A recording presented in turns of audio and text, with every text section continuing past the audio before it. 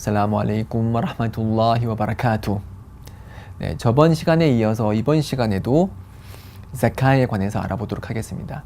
이전 시간에는 자카의 언어적 의미가 무엇이고 그리고 어떤 그런 재산이 자카의 대상이 되는지 쭉 설명을 해드렸는데요. 저번 시간에 저희가 자카의 대상이 되는 거는 금과 은, 그리고 현금, 그리고 상거래를 위한 보유 물품 등이 자카의 대상이 된다고 설명을 드렸습니다. 자, 지금까지는 이제 현금성 자산에 관해서 지금 말씀을 드렸고요. 지금부터 알아볼 것은 이제 현금이 아닌 실물이 되는 그런 실물이 되는 그런 자카의 대상에 대해서 알아보도록 하겠습니다. 그래서 자카가 의무시 되는 또 다른 종류의 재산은 바로 이제 대지에서 수확한 곡물을 뜻합니다. 그렇지만 모든 대지 수확물이 자카의 대상이 되는 것은 아니고요. 우선 부피로 측정 가능한 것이어야 되고, 그리고 그것을 저장할 수 있어야 됩니다. 부피로 측정 가능한, 그리고 저장이 가능한 그런 수확물은 자카의 대상이 됩니다. 한국의 예를 들어 봤을 때는 쌀이나 아니면은 보리 같은 것들이 자카의 대상이 되고요. 만약 쌀이나 보리가 니삽 특정량에 도달했을 때, 그리고 그것이 1년이 지났을 때, 그때는 제가 잘못 말했네요. 제가 한 번 더 다시 설명드릴게요. 그 대지 수확물은 다른 현금성 자산과는 달리 수확한 즉시 그날 곧바로 내야 됩니다. 제가 이전에 설명드렸던 것은 1년이 지나야지 자카가 된다고 했지만, 지금 제가 설명드리는 이제 곡물은 그 곡물을 수확한 그날 즉시 내야 되는 것이고요. 그리고 그 수확한 곡물이 특정량에 도달했을 때 그때 자카를 내야 됩니다. 그래서 쌀이나 보리 같은 경우는 768kg에 도달했을 때 그때 자카를 내야 됩니다. 그리고 그 자카를 낼 때 그 비율도 상황에 따라서 달라지는데요.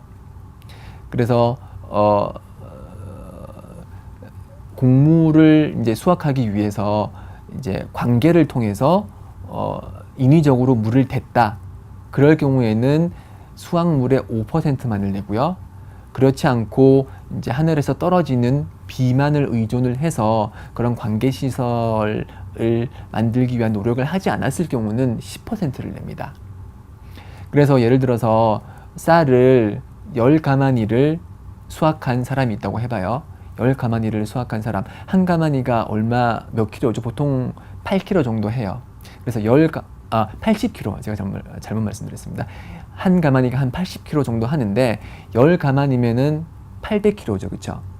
그래서 이 사람이 수확한 쌀이 관계시설을 통하지 않고 그냥 하늘에서 떨어지는 물을 통해서 수확을 한 것이라면은 그 사람은 수확한 그 쌀의 10%, 즉 10가마니의 10%니까 한 가마니만 내면 되죠. 그 한 가마니는 하나님을 위해서 자카로 내야 되는 것입니다. 그렇지만 관계시설을 만들어서 자신이 인위적으로 물을 댔다면은 5%만 내면 되는 것이고요. 이렇게 자카가 의무가 되는 곡물은 부피로 측정이 가능해야 되고, 그리고 저장이 가능한 그런 곡물입니다. 예를 들어서 배추를 수확하고 있는 농부가 있다고 해봐요. 근데 배추나 아니면은 뭐 과일 같은 것은 부피로 측정이 보통은 불가능하죠. 보통 무게로 측정을 하죠.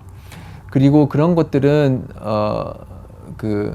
저장이 불가능하기 때문에 이제 쌀이나 보리처럼 어디에 놓아두어도 쉽게 저장을 할 수 있는 것이 아니라 냉장 시설을 통해서, 특별한 장치를 통해서 그렇게 어렵게 보관해야 되는 것이기 때문에 그러한 것을 수확했을 때는 자카를 내지는 않습니다.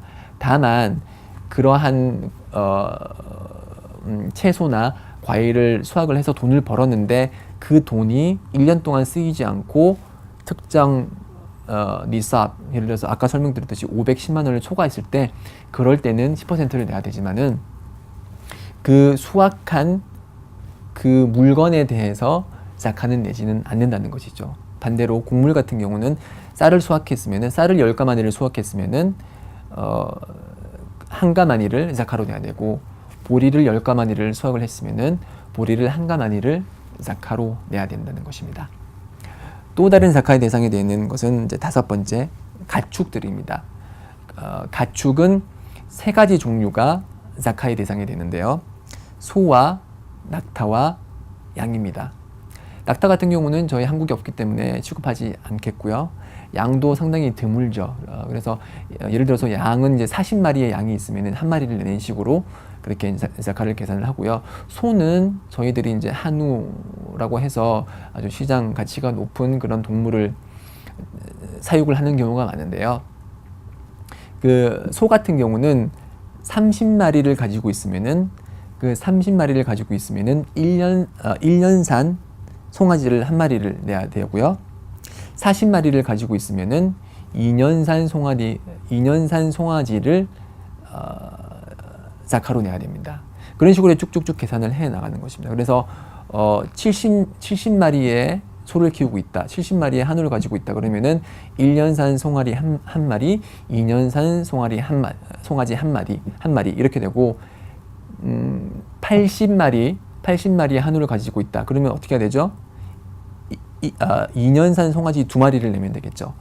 60마리의 한우를 가지고 있으면은 1년산 송아지 2마리를 내면 되겠죠. 자, 소는 한 번 더 제가 설명드릴게요. 30마리를 가지고 있으면은 1년산 송아지를 내야 되고, 그리고 40마리를 가지고 있으면은 2년산 송아지를 내면 됩니다. 50마리를 갖고 있으면은 2년산 송아지 그대로 내면 되고요.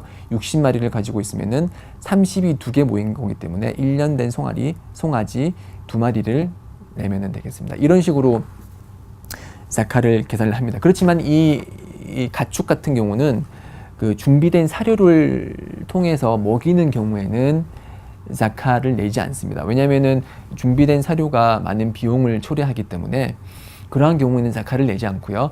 다만 자연 방목을 했을 경우, 그럴 경우에만 이러한 계산을 통해서 자카를 내는 것입니다. 예, 이런 식으로 저희가 자카를 내는 방법에 대해서 알아봤고요. 그러면 이렇게 자카를 계산을 했을 때 누구에게 자카를 어떻게 쓰냐라는 문제가 남아 있겠죠. 그래서 자카를 받는 사람들은 이제 7가지 부류가 있는데 155페이지를 보시면은 7부류의 자카가 허락된 분들이 있어요. 그들 중에 이제 가장 많이 쓰이는 분들은 이제 가난한 자, 그리고 불우한 자들에 대해서는 저희가 자카를 쓸 수가 있고요. 그리고 하나님의 길에서 분투하는, 예를 들어서 이슬람 지식을 얻기 위해서 열심히 이제 노력하는 대학생 같은 경우에 자카를 쓸 수가 있죠. 왜냐하면은 그 자는 하나님을 위해서 분투하는 자이기 때문에 쓸 수가 있고요. 그리고 자카를 낼 때 예를 들어서 가난한 친척이 있다. 그러면은 가난한 친척에게 자카를 주는 것이 훨씬 더 권장되죠. 왜냐하면은 자카를 가난한 친척에게 줌으로써 가난한 자에게 주기 때문에 가난한 것에 대한 도움이 되고요. 그리고 또한 친척 관계에 있는 사람에게 주는 것이기 때문에 친척과 저와의 관계를 원활히 하는 그런 역할을 하기 때문에 만약에 친척분들 중에 가난한 분이 있다면은 그분에게 자카를 직접 건네시면 되고요. 그렇지만 주위에 이 7가지 부류를 지닌 사람, 이런 7가지 부류에 속한 사람 무슬림이 아무도 없다. 그럴 경우에는 성원에 자신의 자카를 내시면서 제가 이러이러하니 그 성원에서 알고 계신 분들을 위해서, 그런 분들을 위해서 대신 자카를 써달라, 그렇게 맡기는 것도 허락이 됩니다. 그렇지만 기본 원칙은 자신이 알고 있는 주위의 가난한 그리고 불우한 무슬림들을 위해서 자카를 내는 것이 기본 원칙입니다. 자, 이렇게 간단히 두 강의를 통해서 자카를 내는 법을 알아봤습니다.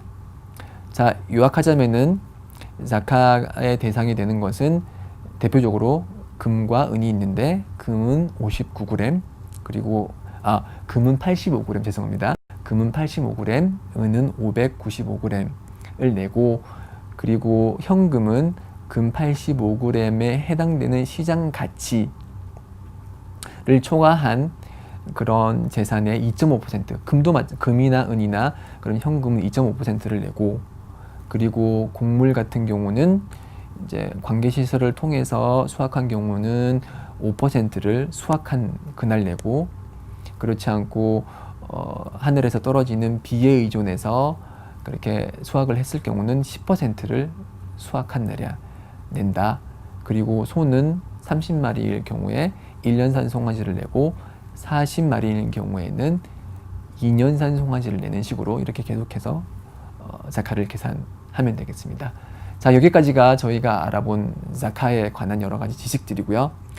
다음 장은 이제 성지순례 하지에 관한 장입니다.